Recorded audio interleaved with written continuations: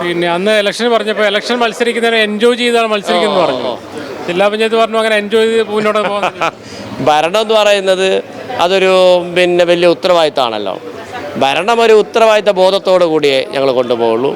അത് മത്സരിക്കുന്നതിനുള്ള എൻജോയ്മെൻ്റ് എന്ന് പറയുന്നത് എല്ലാ വോട്ടർമാരും നമ്മൾ അർപ്പിച്ചിട്ടുള്ള സ്നേഹവും വിശ്വാസവും, പ്രത്യേകിച്ച് യങ് ജനറേഷൻ കുട്ടികൾ, കോളേജ് കുട്ടികളൊക്കെ ഞങ്ങളെ സ്വീകരിച്ചിട്ട് അത് വളരെ എൻജോയ് ആയി ഞങ്ങൾ കൊണ്ടുപോയിട്ടുണ്ട്.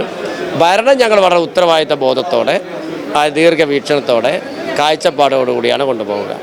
ചരിത്രത്തിൽ ആദ്യമായി UDF ഭരണം ലഭിച്ച കോഴിക്കോട് ജില്ലാ പഞ്ചായത്തിൽ വൈസ് പ്രസിഡന്റായി സ്ഥാനമേൽക്കാൻ പോകുന്നത് UDF ലീഗ് നിയോഗിച്ചിരിക്കുന്നത് KK നവാസ്, നാദാപുരം ഡിവിഷനിൽ നിന്ന് മത്സരിച്ച ലീഗിൻ്റെ ജില്ലാ സെക്രട്ടറി KK നവാസാണ്.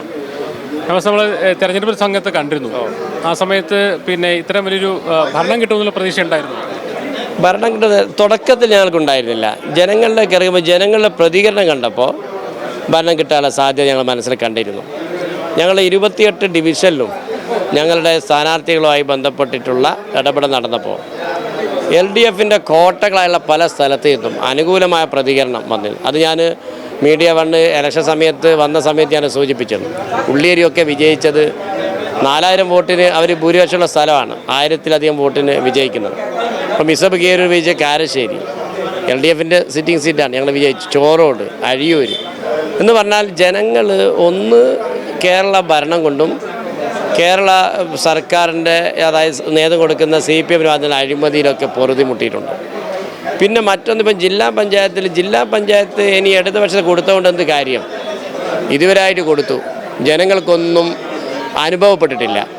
അപ്പോൾ ജനങ്ങൾക്കൊരു ജില്ലാ പഞ്ചായത്തിൻ്റെ ഭരണം എന്നുള്ള ആ സംഗതി അനുഭവിക്കാൻ ജനങ്ങൾ ആഗ്രഹിക്കുന്നുണ്ട്. അത് ഞങ്ങൾ തിരിച്ചു കൊടുക്കുകയും ചെയ്യും. ഇപ്പോൾ വിദ്യാഭ്യാസം ഉൾപ്പെടെ നിരവധി മേഖലകളുണ്ട് ജില്ലാ പഞ്ചായത്തിൽ വർക്ക് ചെയ്യാൻ. അവിടെയൊക്കെ റിമാർക്കബിൾ ആയിട്ടുള്ള അടയാളപ്പെടുത്തുന്ന പദ്ധതികളുണ്ടാവും? ഞങ്ങൾ പ്രത്യേകിച്ച് ഊന്നൽ നൽകാൻ ആഗ്രഹിക്കുന്നത് ഒന്ന് വിദ്യാഭ്യാസ മേഖല, മറ്റൊന്ന് തൊഴിൽ, വ്യാവസായിക മേഖലകളൊക്കെയാണ്. അതിലൊക്കെ ഞങ്ങളെ ശ്രദ്ധയുണ്ടാവുന്നത് മാത്രമല്ല, അതിനെ സംബന്ധിച്ചൊക്കെ നല്ല കാഴ്ചപ്പാടും ഞങ്ങളടുത്തുണ്ട്, നല്ല പദ്ധതികളുണ്ട്. UDFിൻ്റെ നേതൃത്വം ആ രീതിയിലുള്ള ഡയറക്ഷൻ ഞങ്ങൾ തന്നിട്ടുണ്ട്. അന്ന് ഇലക്ഷൻ പറഞ്ഞപ്പോൾ ഇലക്ഷൻ മത്സരിക്കുന്നതിനെ എൻജോയ് ചെയ്താണ് മത്സരിക്കുന്നത് പറഞ്ഞു. ജില്ലാ പഞ്ചായത്ത് പറഞ്ഞു അങ്ങനെ എൻജോയ് ചെയ്ത് മുന്നോട്ട് പോകാൻ. ഭരണം എന്ന് പറയുന്നത് അതൊരു വലിയ ഉത്തരവാദിത്തമാണല്ലോ. ഭരണം ഒരു ഉത്തരവാദിത്ത ബോധത്തോടു കൂടിയേ ഞങ്ങൾ കൊണ്ടുപോകുള്ളൂ. അത് മത്സരിക്കുന്നതിനുള്ള എൻജോയ്മെൻ്റ് എന്ന് പറയുന്നത് എല്ലാ വോട്ടർമാരും നമ്മൾ അർപ്പിച്ചിട്ടുള്ള സ്നേഹവും വിശ്വാസവും, പ്രത്യേകിച്ച് യങ് ജനറേഷൻ കുട്ടികൾ, കോളേജ് കുട്ടികളൊക്കെ ഞങ്ങളെ സ്വീകരിച്ചിട്ട് അത് വളരെ എൻജോയ് ആയി ഞങ്ങൾ കൊണ്ടുപോയിട്ടുണ്ട്. ഭരണം ഞങ്ങൾ വളരെ ഉത്തരവാദിത്ത ബോധത്തോടെ, ദീർഘവീക്ഷണത്തോടെ, കാഴ്ചപ്പാടോടുകൂടിയാണ് കൊണ്ടുപോവുക. ഭരണത്തിൽ ആദ്യമായിട്ടാണ് ചരിത്രത്തിൽ UDF കിട്ടുന്നത്. അപ്പോൾ അതിൻ്റേതായ ഒരു പ്രകടനം ഉണ്ടാവും. അതുണ്ടാവും. UDFന് ഭരണം ആദ്യമായിട്ടാണ് കിട്ടുന്നതെങ്കിലും UDFന് ഒരു ജില്ലാ പഞ്ചായത്തിലൊക്കെ എന്ത് ചെയ്യണം എന്നുള്ള കാഴ്ചപ്പാട് ആദ്യം ഉണ്ടായിരുന്നു. ഞങ്ങളത് ആ കാര്യത്തിൽ കിട്ടിയ സ്ഥലങ്ങളിലൊക്കെ അത് UDF തെളിയിച്ചിട്ടുണ്ട്. ഇപ്പോൾ മലപ്പുറത്ത് ഞങ്ങൾക്കൊരു എക്സാമ്പിളായിട്ട് പറയാം. ഞാൻ നേരത്തെ പറഞ്ഞിരുന്നു, വിജയബേരി മലപ്പുറത്ത് ജില്ലാ പഞ്ചായത്ത് തുടങ്ങിയതാണ്.